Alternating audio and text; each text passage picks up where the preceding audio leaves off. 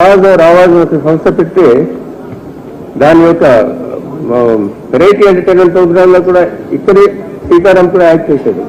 అది నాకు ఇప్పుడు జ్ఞాపకం వచ్చింది. చాలా రోజుల తర్వాత ఇంకొక రకంగా మనం వాళ్ళు కలుసుకోవాల్సి వస్తున్నాం. మనం ఎవరూ ఊహించలేదు. 72 సంవత్సరాలు వయసు వచ్చినప్పటికీ ఈనాటి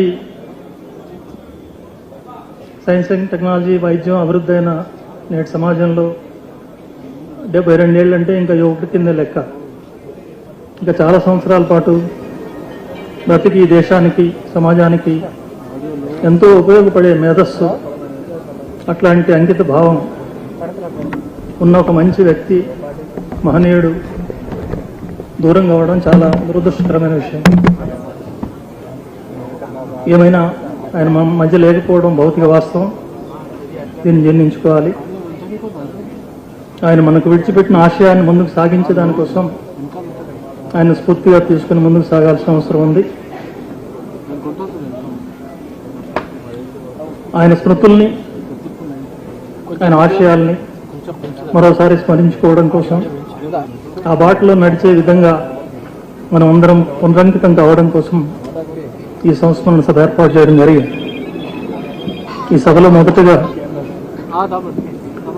వారికి అత్యంత సన్నిహితులు, బంధువులనే మాట కంటే స్నేహితులు అనడం చాలా కరెక్ట్. వరుసగా మేనమామ అయినప్పటికీ చిన్ననాటి నుండి స్నేహితుల్లాగా, ఇంకా చెప్పాలంటే అన్నదమ్ముల్లాగా పెరిగారు. కొద్ది తేడా, 7 సంవత్సరాల తేడా ఇద్దరికి. అత్యంత సన్నిహితంగా సీతారాం గారిని ఎరిగిన మనిషి. చిన్ననాటి నుండి ఆయన జిజ్ఞాసను, ఆశయాన్ని బాగా అర్థం చేసుకుని ఆయన ఈ మధ్య రాసినట్టుగా ఆయన్ని మార్చడానికి ప్రయత్నం చేసి విఫలమైన వ్యక్తి. తను మారకపోగా తన అల్లుడే సీతారామే నన్ను మార్చడానికి ప్రయత్నం చేశాడు, నేనే మారబోయేవాడిని అని చెప్తున్నారు మోహన్ కొండ గారు. బహుశా మారినట్టు అప్పుడు ప్రకటించలేదు, కానీ నిజంగా మారాడో అని అనుమానం.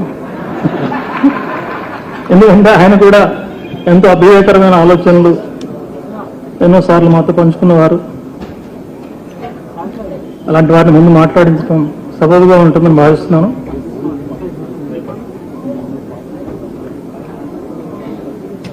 మోహన్ కొండ గారు మాట్లాడే ముందు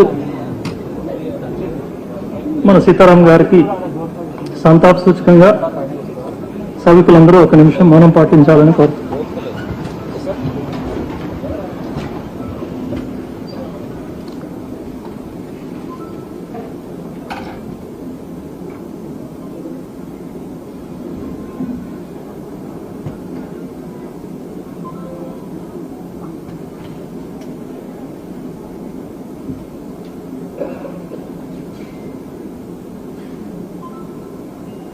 जोहार कॉमरेड सीताराम येचूरी, जोहार कॉमरेड सीताराम येचूरी, जोहार कॉमरेड सीताराम येचूरी.